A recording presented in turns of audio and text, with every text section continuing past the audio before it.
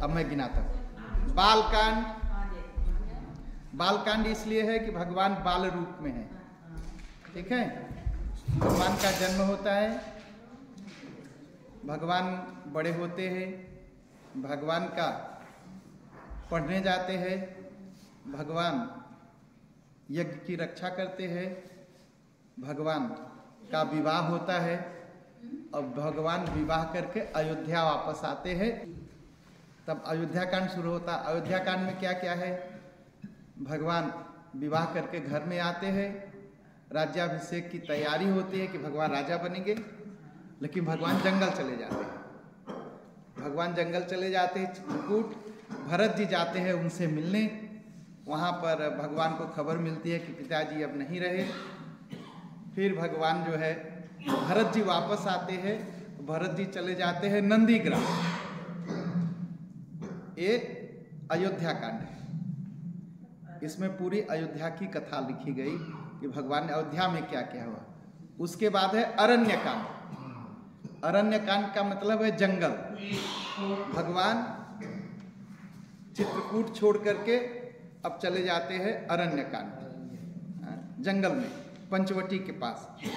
सुपुनखा का नाक कटता है, ये सब जानते हैं आप लोग। वहां फिर खर और दूषण का वध होता है, सीता जी का हरण होता है, सीता जी की खोज शुरू होती है और सबरी मैया मिलती है भगवान को। जटायु जी मिलते हैं सबरी मैया। ये अरण्य कांड है। उसके बाद किष्किंधा कांड शुरू होता है। किष्किंधा कांड में जहां भगवान सुग्रीव से मिलते हैं, हनुमान जी से भेंट होती है, सुग्रीव से भेंट होती है, सब बंदर लोग मिलते हैं और सीता जी की खोज शुरू होती है। और सुंदर कांड में सब कुछ सुंदर सुंदर होता है। हनुमान जी जाते हैं सीता मैया को खोजने, लंका दहन होता है। लंका दहन होने के बाद फिर सीता मैया की खोज करके आते हैं, फिर तैयारी होती है, भगवान समुद्र से प्रार्थना करते हैं। उससे पहले विभीषण आता है, भगवान समुद्र से प्रार्थना करते हैं। समुद्र उपाय बताता है कैसे समुद्र को पार करिए। लंका कांड में भगवान जो है राम नहीं, लंका दहन नहीं, लंका दहन हो गया सुंदर कांड में। भगवान रामेश्वर की स्थापना करते हैं।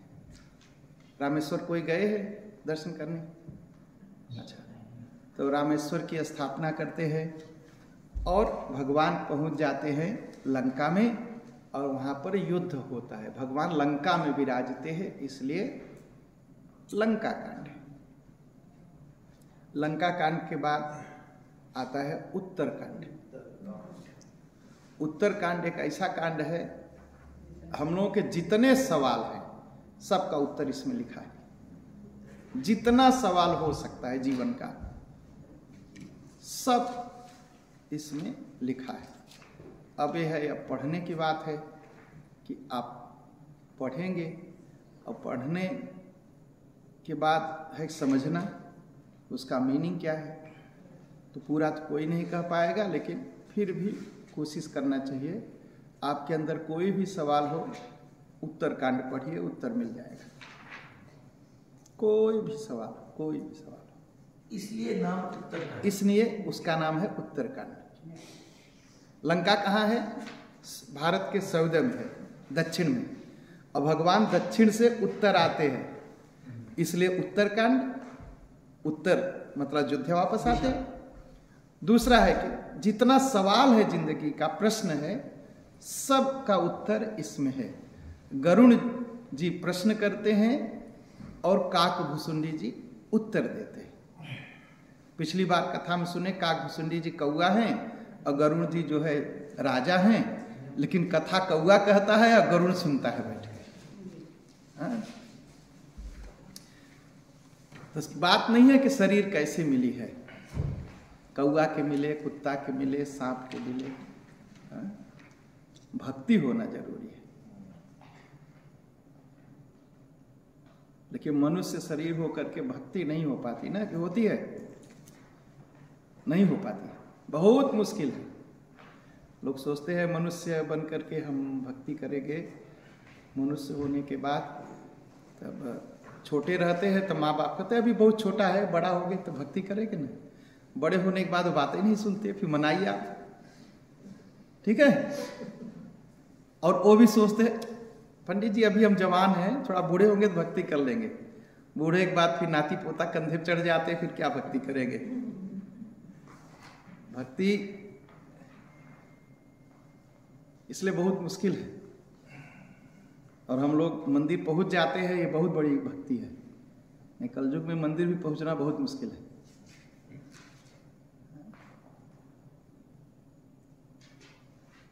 और इसी सब का उत्तर आज हम लोग पाठ, बहुत अच्छी जगह पहुंचे, हम लोग पाठ करेंगे, ठीक है।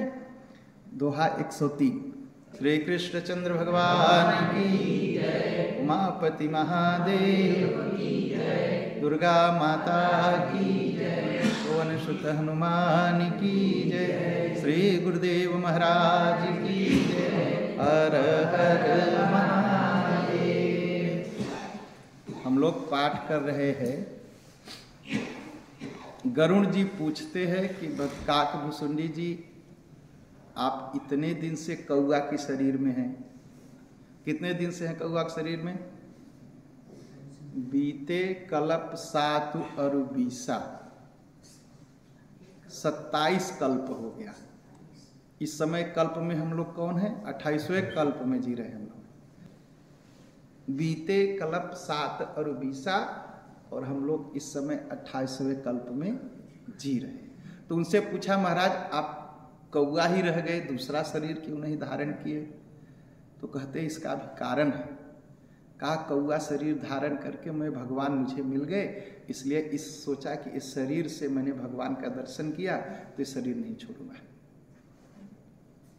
मतलब कौआ शरीर से भी भक्ति हो सकती है ना, भगवान का दर्शन हो सकता है। ऐसा क्यों हुआ? क्योंकि उनको श्राप मिला था, 2 बार श्राप मिला उनको। तो वो बताते हैं कि मैं कलयुग में, मैं अयोध्या में जन्म लिया। तो कलयुग की महिमा बताते हैं। कलयुग की महिमा क्या है? कलयुग की महिमा है, आप निकालेंगे दोहा 102, देखिए, शुरू करिए वहां से। उत्तरकांड दोहा 102, 102 मिल जाए तो बताइए। आप चौपाई देख के पढ़ना शुरू करिए, तब सब अर्थ समझ में आएंगे। 103 जहां से शुरू किए थे उससे एक पन्ना पीछे चल जाएंगे। 102 मिल गया। कृत युग त्रेता द्वापर, पूजा मखयरु जोग, जो गति हो सो कलिहरि, नाम ते पावहि लोग। मिल गया कि नहीं? मिल गया। चौपाई पढ़िए। कृत युग त्रेता द्वापर, पूजा मखयरु जोग, जो गति हो सो कलिहरि, नाम ते पावहि लोग। जो पूजा करना, यज्ञ करना, जोग करना, ये सब सतयुग में होगा, त्रेता में होगा, द्वापर में होगा।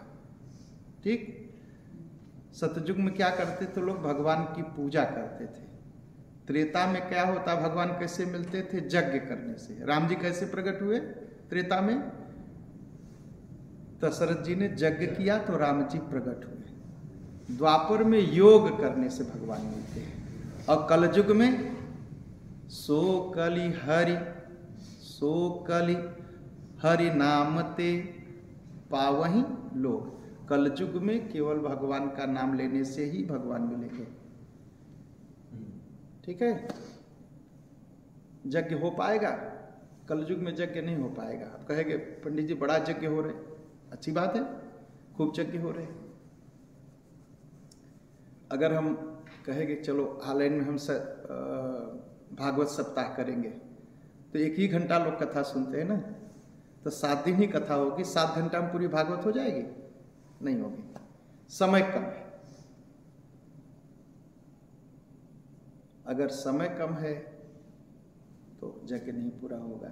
11 दिन में शिव पुराण पूरा होता है, 11 घंटा में शिव पुराण पूरा होगा? नहीं होगा। ठीक, तो कलयुग में सबसे बड़ा रास्ता क्या है? भगवान का नाम लेना। इसलिए हम लोग सीताराम सीताराम सीताराम कहते हैं। भगवान का नाम लेने से ही जितना समय मिले जाए, 10 मिनट 15 मिनट, वैसे तो करना चाहिए 16 माला, कम से कम 16 माला।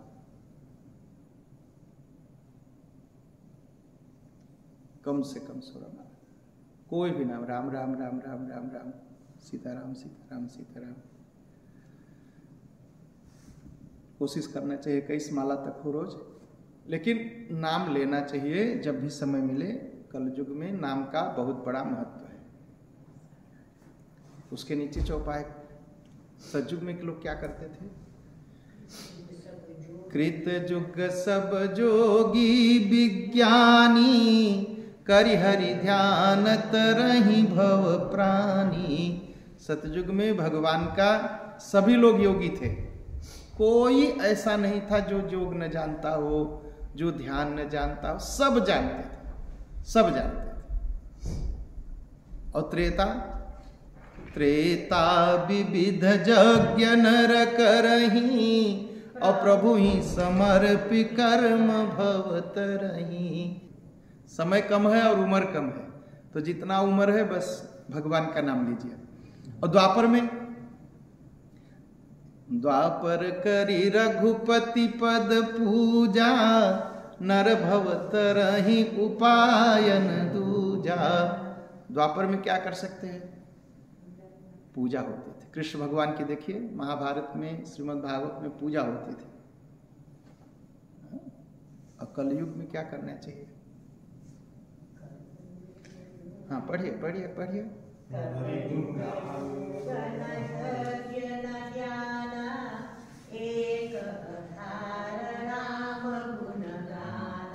कलयुग केवल हरि गुण गाहा, और गावत नर पावहि भवता। कलयुग जोग यज्ञ नहीं ज्ञाना, एक आधार राम गुण।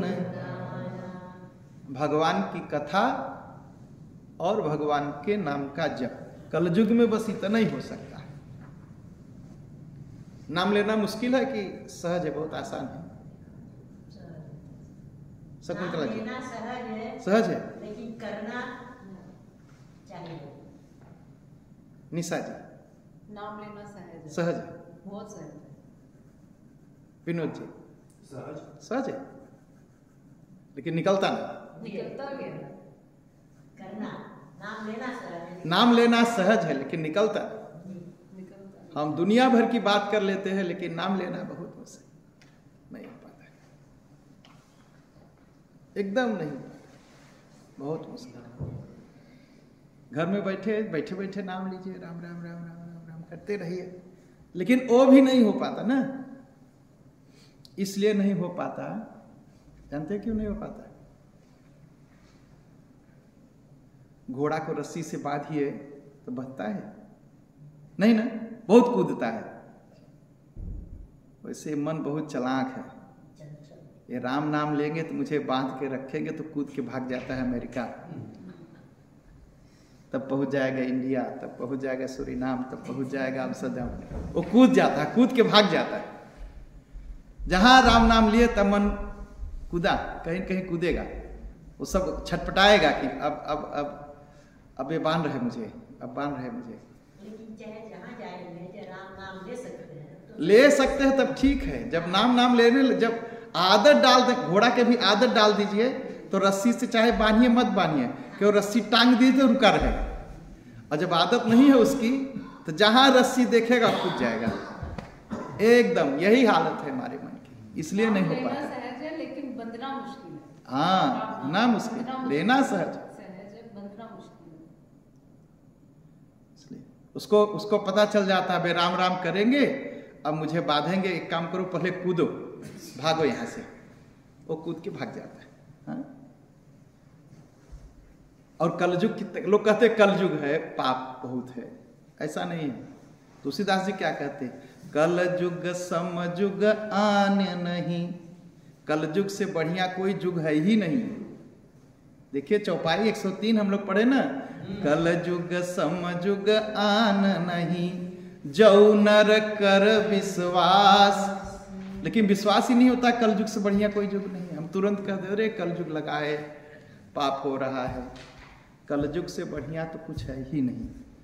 गाय राम गुण गण विमल, भवतर बिनहि प्रयास। केवल भगवान का नाम गाइए, चौपाई गाइए, भगवान मुक्ति दे देंगे। अच्छा कहेंगे क्या भगवान के नाम लेंगे तो धन भी मिल जाएगा? मिलेगा, एकदम मिलेगा।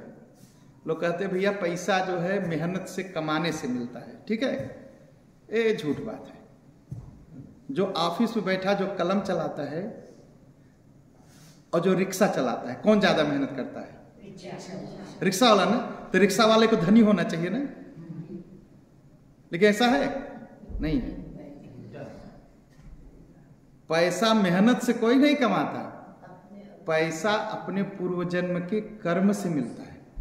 एकदम ख्याल रखिए। एक आदमी कुछ नहीं करता, दिन भर कलम लेके बैठा है, शायद 2 मिनट कुछ लिखता है, वो ज्यादा धनी हो जाता है। और रिक्शा वाला ज्यादा मेहनत करता है, गरीब ही रहता है बेचारा। पैसा कोई मेहनत से नहीं कमाता, पूर्व जन्म के किए गए कर्म से कमाता है। और सबसे अच्छा कर्म क्या है? भगवान का नाम जपना। ठीक। तो लोग कहते हैं मेहनत करेंगे तब हम। और एक बहुत बढ़िया कहावत कहते हैं हिंदी में, शायद आप लोग सुने होंगे, करे कसाला खाए मसाला। कहते हैं ना, आप लोग नहीं सुने? नहीं, ये यूपी बिहार का कहावत है। करे कसाला मतलब मेहनत करिए, खाए मसाला। और देखेंगे जो कुछ नहीं करता वो ज्यादा मसाला खाता है, जो बेचारा बड़ी मेहनत करता है कुछ नहीं खा पाता, शाम को रोटी भी ठीक से नहीं जुटती। ये सब क्यों है? कसाला का मतलब है कर्म करिए। कर्म क्या करना है? सबसे अच्छा कर्म भगवान का नाम। ठीक। तो इसलिए कलयुग से बढ़िया तो कोई युग है ही नहीं। भगवान का नाम लीजिए और हर चीज से मुक्ति मिल जाएगी।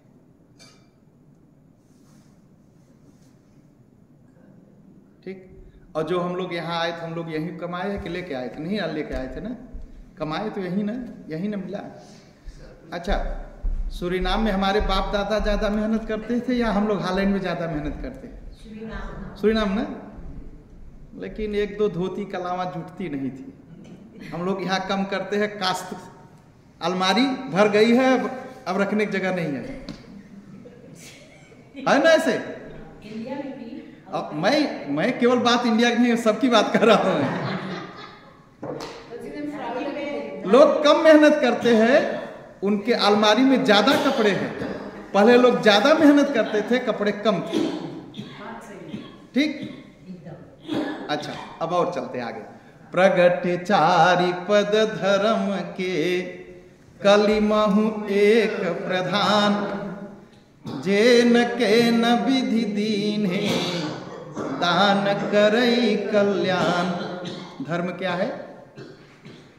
धर्म को कहा गया बैल है। बैल को कितने हैं पैर होते हैं? 4। यहाँ भी हमारे आपके पास भी नंदी महाराज हैं, इनके भी 4 पैर है। देखिए 3 पैर उनके टूटा हुआ है, एक पैर ही ठीक है उनका। जितना, अब वही तो सुनिए, वही तो बात है। नंदी के 3 पैर तोड़ के बैठे हैं, एक पैर बचा है उनका। क्यों? जितनी मूर्ति आप नंदी के देखेंगे, 3 पैर तोड़ के बैठे, एक पैर बचा। वो क्यों? सतयुग में नंदी महाराज मतलब धर्म 4 पैर पर था। कैसे चलता था धर्म? वो 4 पर कैसे था? सत्य, दया, दान और तप था। जब त्रेता आया तो एक पैर टूट गया, तो 3 पैर रह गया। द्वापर आया तो 2 पैर रह गया, और जब कलयुग आया तो केवल 1 पैर बचा, दान। कलयुग में सबसे बड़ा धर्म है दान देना, लेकिन बड़ी मुश्किल है। मुश्किल क्या है, अब भी लोग कहते हैं मैं दान बहुत मांगता हूँ। लोग कहते हैं पंडित दिन भर भीखे मांगते रहते हैं। जानते क्यों मैं मांगता हूँ? मेरा धर्म है। जो पंडित हैं उनका धर्म है दान मांगना। जिस दिन मांगना छोड़ दूंगा तो मैं धर्म छोड़ दूंगा। देना न देना लोगों की इच्छा है, लेकिन मेरा काम है बताना कि दान दीजिए। और दान ये भी बता दो, दान किस लिए? मैं जितना दान आता है मैं खा लूं अगर, तो 2 घंटे बाद मर जाऊंगा। शायद उतना भी देर नहीं लगेगा। जितना दान आता है अगर हमारी पीठ पर रख दिया जाए तो मैं मर जाऊंगा, लेकिन फिर भी मैं मांगता हूं। ठीक है, अपना पेट भरने के लिए नहीं। आप बड़ी मेहनत से पैसा कमाते हैं कि बिना मेहनत के कमाते हैं? नहीं ना, मेहनत करते हैं ना। बड़ी मेहनत करते हैं आप धन कमाने में। उस धन में से थोड़ा सा भगवान की सेवा में लग जाए। आपकी मेहनत की जो कमाई है उसमें से जब भगवान की सेवा में लग जाएगा तो जो धन आपके पास वो धन आपको सुख देगा, नहीं तो धन सुख नहीं देगा। इसीलिए कलयुग में दान का महत्व है। दान का, केवल दान, एन केन विधि दीन है, दान करे कल। किसी भी बहाने दान करना चाहिए। अपनी कमाई से भगवान की सेवा के लिए, भगवान के जो भक्त हैं उनकी सेवा के लिए, साधु संतों की सेवा के लिए दान निकालना कलयुग में यही धर्म है। तो इसलिए अब सत्य बोल लेते हैं अब कलयुग में। सत्य हम बोल पाएंगे कलयुग में? बहुत मुश्किल है। वो बात है कि वो कहिए कि ना बोल दिए दोनों बात है। साँच कहे जग मारन धावे, झूठे जग पतियाना। मीठा मीठा झूठा बोलिए, सब विश्वास करेंगे, सही बोल लेंगे तो मार खाएंगे। लेकिन सत्य बोलना चाहिए, लेकिन बहुत मीठा। लंगड़े को लंगड़ा कहेंगे तो गाली तो पाएंगे ही। ठीक है ना। एक आंख जिसके न हो उसको कहिए एक काना इधर आओ। आप तो सही बोल रहे हैं ना, लेकिन मार खाएंगे। इतना बढ़िया सत्य मत बोलिए, प्यार से बोलिए। आइए आइए बैठिए। ऐसे सत्य को बोलने की कोई जरूरत भी नहीं है लंगड़ा को लंगड़ा कहने की। उनका नाम है, आप आइए बैठिए। तो ये है। और तप नहीं होगा क्योंकि शरीर अब बहुत कमजोर है। ठीक, यज्ञ नहीं होगा। अच्छा, कलयुग में दया है? दया नहीं हो पाती। धर्म का नाम लेके ही हम लड़ने लगते हैं। होता है ना, हमारा धर्म बड़ा, मैं जो मानता हूँ वो बड़ा, आप जो मानते हैं छोटा। हिंदू मुस्लिम क्रिश्चियन इसमें तो होता ही है, आपस में होता है। मैं राम को मानता हूँ तो राम जी बड़े हैं, झगड़ जाऊंगा। और कोई शिव जी को मानता, नहीं मेरे शिव जी बड़े हैं। इसलिए होता है कि दया नहीं, इसलिए झगड़ते हैं हम। तो एक ही उपाय है, दान देना, दान करना।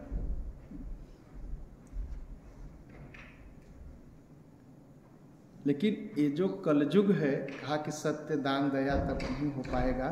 एक आदमी कर लेगा। कौन? जो भगवान का भगत होगा। बिना भगवान के भगत बने न सत्य बोल पाएंगे, न दया कर पाएंगे, न तपस्या कर पाएंगे।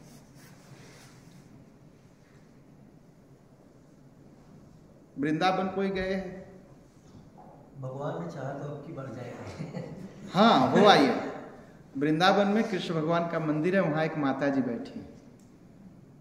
मैं उनके ऊपर डॉक्यूमेंट्री देख रहा था, बहुत अच्छा लगा। वो एक हाथ में उनके डंडा है और दिन भर अपनी वो साड़ी ऐसे सिर ढकती रहती है। इस्कॉन मंदिर है। इस्कॉन मंदिर है जी, हमने वीडियो देखा था, आगे को बना। वो भैया जूता रख दो, जूता रख दो, जूता निकलवाएंगे, आपके जूता की रखवाली करेंगे, जाते समय लोग कुछ पैसा दे देते हैं उनको, ठीक है। और उस पैसे से 40 मिलियन का उन्होंने हॉस्पिटल बनाया। 4 मिलियन का नहीं, 40 मिलियन का हॉस्पिटल किसके लिए बनाया? गाय के लिए बनाया। डॉक्टर रखे, तो वो सोचिए, वो भगवान भक्त हैं, कर लिया। दिन भर मैंने देखा उनको, दिन भर वो एक हाथ में डंडा लिए माता जी, और एक माता जी को मैंने देखा, उनके ऊपर डॉक्यूमेंट्री थी बम्बई में। पति ले जाके रेलवे स्टेशन पर छोड़ दिया क्योंकि अनपढ़ थी, पढ़ी लिखी, पति पढ़े होंगे। माता जी ने क्या किया, स्टेशन पर जो बच्चे थे उनको लेकर के भीख मांगना शुरू की। फिर उसमें से एक को भेजती थी स्कूल और दूसरा भीख मांगता था, फिर वो जाता था स्कूल। फिर ऐसे 1500 लड़कियों को उन्होंने पाला, सबका विवाह किया, सब डॉक्टर है, इंजीनियर हैं, सब हैं। एक दिन उनसे पूछा कि आप सबका नाम जानती हो? कहा हाँ। तो मिलाया, एक लड़की को फोन मिलाया, और जब उसकी आवाज उन्होंने सुनी, उसका नाम लेके बुलाया। 1500 लड़कियों को उन्होंने पढ़ा के डॉक्टर इंजीनियर बनाया, अनपढ़ है खुद। ये सब भगवान के भक्त हैं, सब हो सकता है। इसीलिए लिखते हैं, भगवान जिसके ऊपर कृपा कर देते हैं उनको कोई भी काल का जो धर्म है वो नहीं लगेगा, सब कर लेंगे। सत्य भी बोल लेंगे, तपस्या भी कर लेंगे। ये जो 2 कहानियां बताई, तपस्या ही है, नहीं तो कोई किसी का जूता हाथ से छूना नहीं चाहता।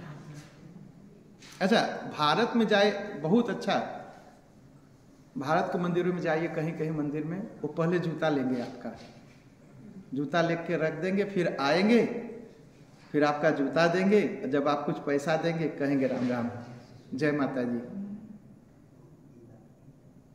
और कभी कभी वो जूता साफ करते हैं, जो भगत आएंगे सबका जूता साफ करके रखा जाएगा। और जो करने वाले हैं वो पैसा नहीं, वो सेवा कर रहे हैं। और जूता उठाना बहुत मुश्किल है, बहुत मुश्किल है। तो सेवा भी नहीं होगी, तब ये सब तपस्या है, तपस्या नहीं हो पाती। लेकिन जो भगवान का भक्त है वो सब कर लेता है। मथुरा जाइए, वृंदावन जाइए, अयोध्या जी जाइए, बाबा जी सारा शास्त्र याद है, लेकिन झाड़ू लिए लेके वो सड़क बटोरते हैं। और जब पूछिए महाराज, अरे क्या कर रहे, अरे चुप रहो, भगत लोग आते हैं, उनके चोट लग जाएगी तब। सारा शास्त्र याद है, लेकिन वो जो है तुरंत। तो इसलिए वो जाते हैं वहां पर अयोध्या में रहने, और कलयुग का वर्णन करते हैं। कलयुग का महत्व तो बहुत बड़ा है। सबसे बड़ा बात है कि कलयुग में भगवान की कथा और भगवान का नाम लेना, इसी से मुक्ति मिलेगी, और इसी से सब कुछ, तपस्या भी हो जाएगी, और आपका जो है सत्य बोलना भी हो जाएगा। लेकिन भगवान का नाम लेना पड़ेगा कलयुग में। बोलिए सियावर रामचंद्र भगवान की जय।